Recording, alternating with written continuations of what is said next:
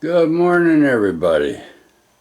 It's a lovely day, June 12th, 2025.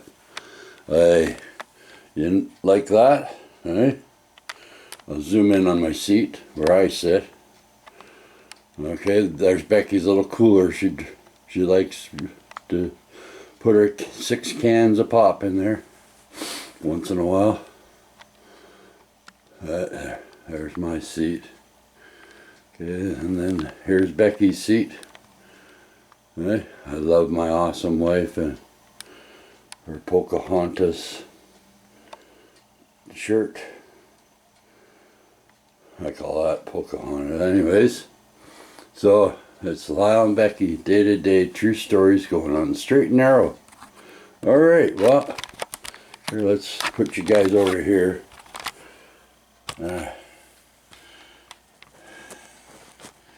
How's that? Better? All right, well, okay, well, so we got one entry so far in for that t-shirt, and it made me think, that guy you guys obviously like the true story stuff. Well, would you like to hear some true story of some, now they're famous people? Well, even then they're known, but they remember me. All right. One day my dad's a highway driver, drives semi. And I always like to go out with him on the summer times or in spring break or whatever, when I was a kid. And he's a workaholic, from an alcoholic to a workaholic, eh? So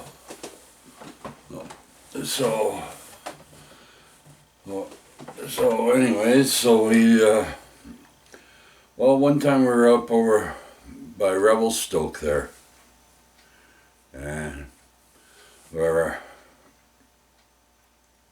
he had to fuel up, all right, so he's fueling up and that, and I got to go and get the receipt, because back then that's how you did it, and back then there used to be telephones in the restaurant by your table, and you just phone. So he said, go get the receipt, like I always do, and tell him what pump and that, and he gave me the money to go pay for it, right? And he had to go and use the telephone, so he went and had himself a coffee at the Husky, and he ordered me something to eat, right, and some breakfast, right. So I'm up there, I'm waiting. There's this guy, and he just, square looking face, yeah, little older than me, and that, and there, yeah, he came out of a bus, and it's got a picture of something, it says something on it, a picture of him on it, eh? And there's a whole bunch of other buses behind him and that, and I'm waiting, I'm saying, Jesus, guy. In my head, I'm thinking, Jesus, guy's taking forever. Why didn't he hurry up, right? And people are all over him, right? I couldn't. So here I am, I'm talking to the guy, and blah, blah, blah, blah, blah, blah, blah, blah. And all this, I don't know what I was talking to him about, but I can't remember exactly. And he says his name's Tom, and I says, oh yeah, right on, Tom. He says, I'll give you a cassette when you come on out, and I'll give you one. I said, okay, sure. I thought he was just bullshitting, eh? Oh yeah, I'm trying to make himself sound like he's a big timer, right? That's what I thought in my head, eh? I said, well, I gotta grab a receipt here and pay for the fuel, and I'll come out there and I'll get that cassette. He says, okay, right? And then I was 15 minutes. Me and him were shooting the breeze, eh? And he was telling me he's got to go to Vancouver and big thing happening there, and it's never been done before, and so many artists, and I think, oh yeah, okay, this guy just friggin' talking big time talk, eh? And probably look what he's driving, eh? Yeah, right. You got that. I'm thinking in my head, you got that kind of, you got that kind of glamour, and you're drive, and you're in a bus, and why didn't you take? I think in my head, if he's such a big time person, why isn't he flying over him by airplane or something like that, or or going by a helicopter? That's what I was thinking, eh? I'm feeling. I pay for our semis fuel and that, and I get the receipt and that, and he says, come on out to my bus and I'll give you a cassette. And I says, okay. He said that about 3 times to me, eh? I said, okay, I'll come out there, right? I'll just let me pay for my fuel. I'll be out there. I got my dad waiting in the restaurant. He says, okay, well, hurry up. I won't be staying in this spot too long. I says, all right. So I grab a receipt, and the clerk, she says, you know who you're talking to? I says, who? She says, she's stumbling. That's Tom Cochrane. I'm going, who the heck's Tom Cochrane? Right? She says, oh, he's a big time recording artist, and blah blah blah blah blah blah blah. She's just hysteric that he even came up to her till and getting his paying for his fuel with a card, eh? And she said, oh man, you're lucky to talk to them. I said, and she remembers, and she wants me to go and get a cassette from him. You should go here. I'll make sure you get your receipt when you come back. Go out there really quick and go and get your cassette. I said, okay, I'll go. Geez, why the heck's so important about this guy in my head? So I go up, and I'm ready to go up there, and oh, they were so busy. He hopped in his bus, and he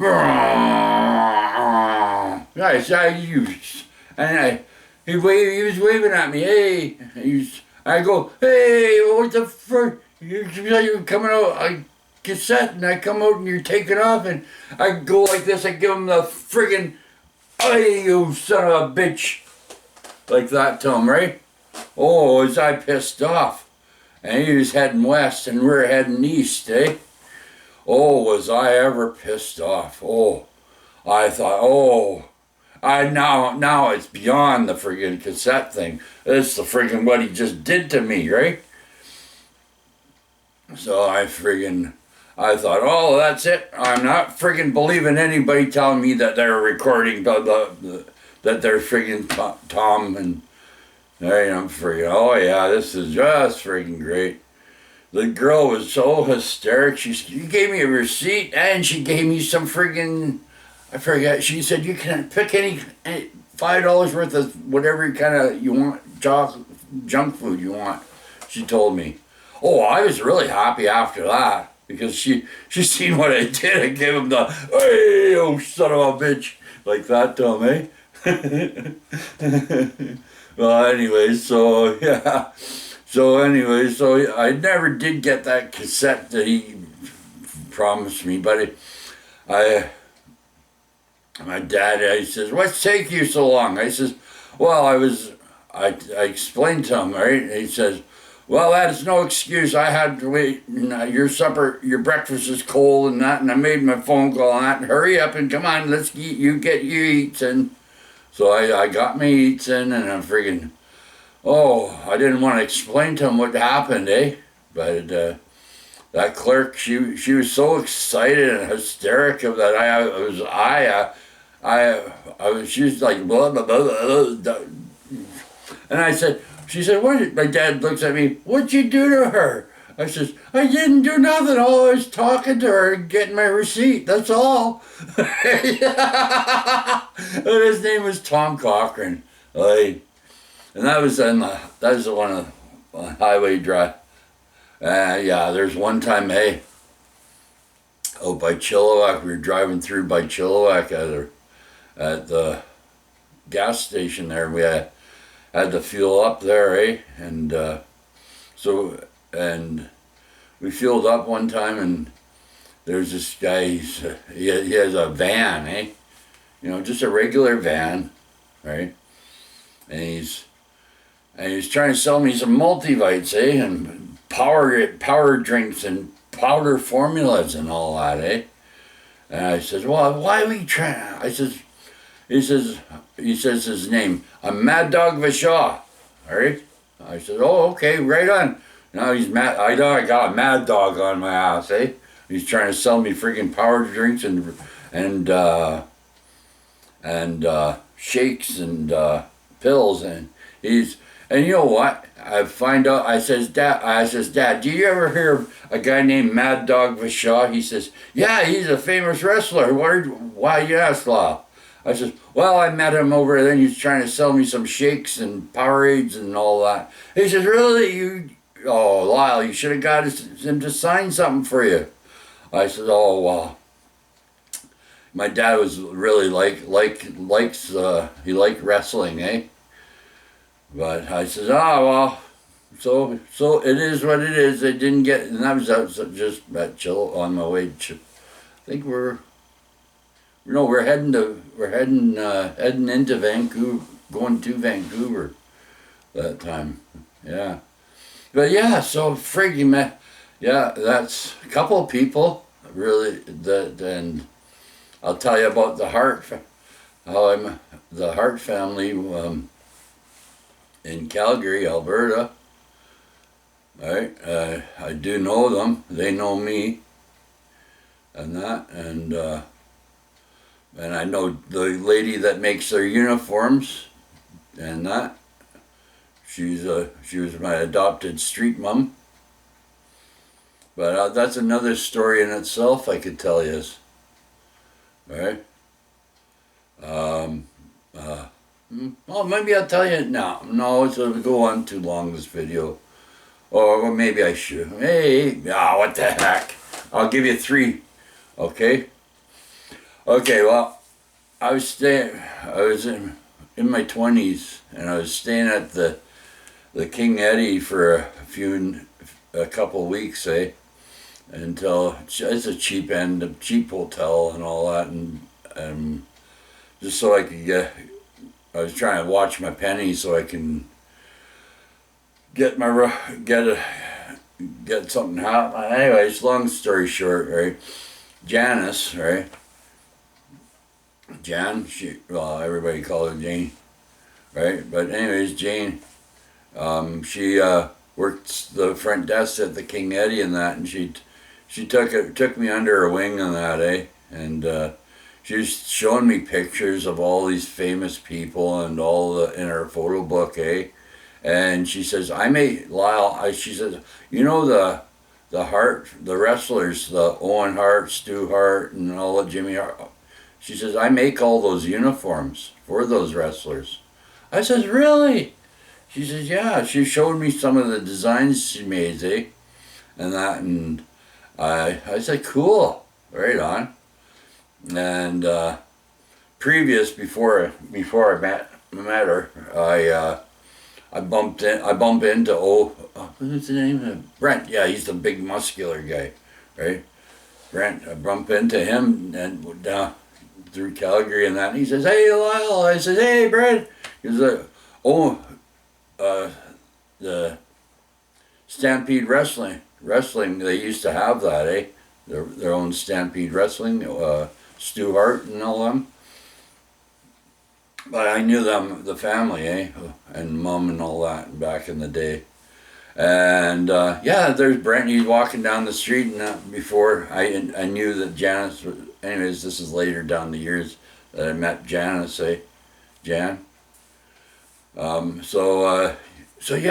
Brent, I said, "Hey, how's it going?" "Yeah, not too bad." He was busy doing his thing. He says, "Oh, yeah, I gotta go. Good seeing you again, Lyle." Yeah, I said, "Yeah, good seeing you too, Brent." Right? And this is before, anyways, so he had to go and do his thing or whatever, and I was going that way and that way. This is in Calgary, eh? And, yeah. There's a place, they have a training thing, and it's called the Dungeon, eh? Oh, you That's very intense. That's very intense. Those how they train those wrestlers. I had the privilege and opportunity one time to go and see what it's all about. Oh, but you can't just go there and say, oh, you want to go in there. You gotta get an invite from one of the family members, to go into the dungeon. But it's not like what you think. It's like a wrestling ring, and they're big and skinny guys, and they're doing fat moves and all that.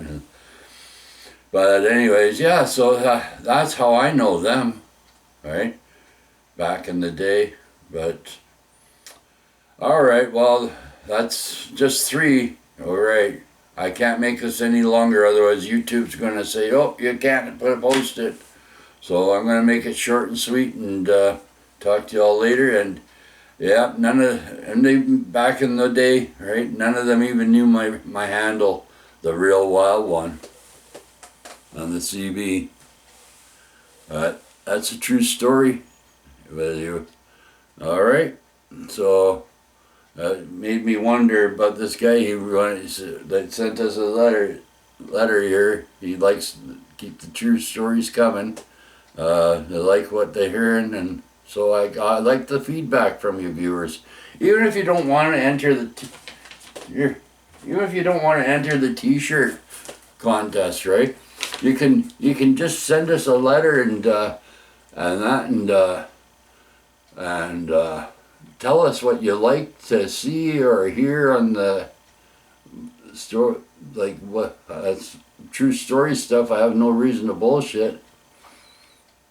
And if you want to hear things where I've been in Canada and that, and some cities or some towns or whatever, I've been pretty much everywhere across Canada through, but not living, but